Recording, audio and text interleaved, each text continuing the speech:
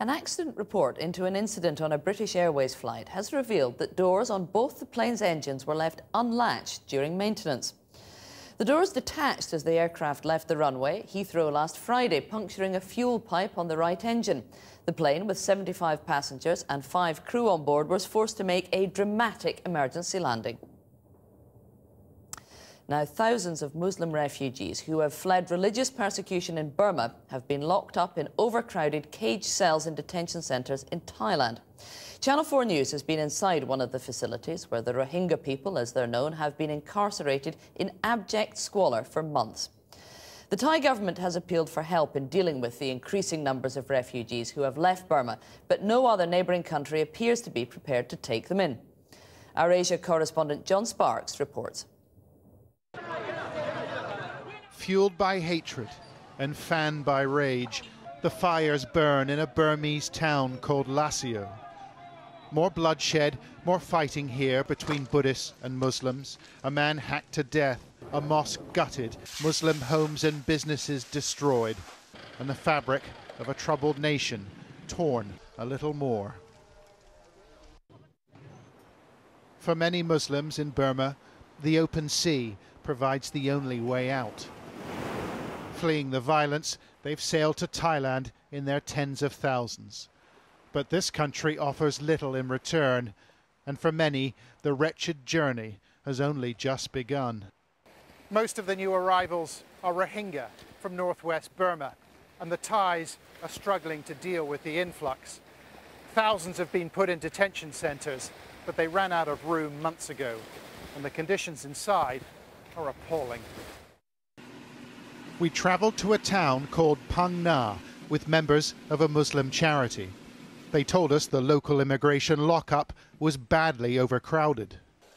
We had to film secretly, cameras are banned, and it was clearly an unpleasant place to be. Before we entered, the man in charge told us to protect ourselves. We have to put a mask on. We soon realised why. The overpowering stench of sweat and urine and human waste was difficult to bear. On the second floor, we found a landing and 2 small cages. As I approached the first, a wall of faces looked up. The cage was jammed. There was barely enough room to sit. This place typically holds 5 to 15 men, but it now hosts 276 Rohingya, and they've been here for more than 5 months. As we peered through the mesh, inmates said, "Help us, we can't move, release us." They looked despondent, and some seemed suicidal. Our translator begged them not to take their own lives. A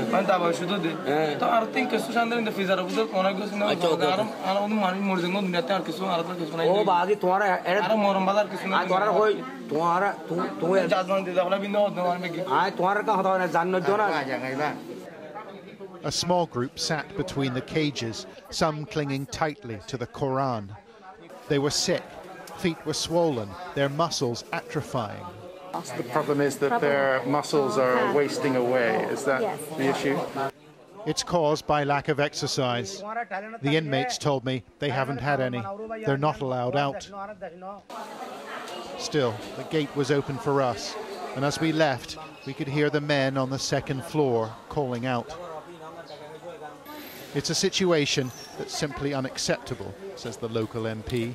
มันไม่เหมาะสมมากที่จะให้พี่น้องโรฮิงญาในฐานะมนุษย์ด้วยกันเนี่ยไปอยู่ที่แออัดอย่างนั้นผมรู้สึกเป็นกังวลเป็นที่สุดเพราะว่าการที่รัฐบาลยังเอาแน่นอนไม่ได้เนี่ย This waterborne exodus shows no sign of slowing. Boats packed with Rohingya continue to arrive in Thailand. We filmed this group in January. They'd spent 15 days at sea, the last 5 without food and water. Oh, how we suffered, says this woman. Her name is Asha, and we met her and many others at a shelter for women and children up the coast. It was crowded, but it was better than the facility at Phang Na. You look much better. than you did when you first arrived in Thailand.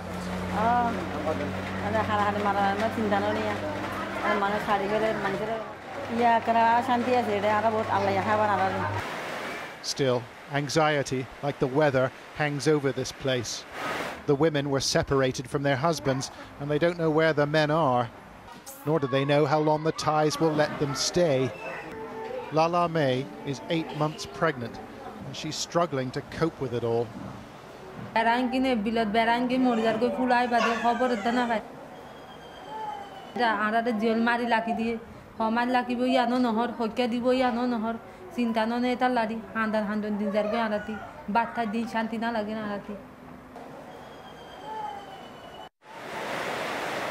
The outlook from here is bleak. The Thais want another country to take the Rohingya, and they've set a deadline next month, but no nation has offered to help. Still, a solution will have to be found for these friendless and unfortunate people. John Sparks, Channel 4 News in Khao Lak, Thailand. And in a statement, the Thai government told Channel 4 News, the Thai authorities concerned were aware of the overcrowding in the existing immigration facilities. Alternative arrangements are being identified, and this is a matter of priority. It's hoped those arrangements will enable the authorities concerned to better address the overcrowding, as well as look after all the groups of Rohingyas, including reuniting family members.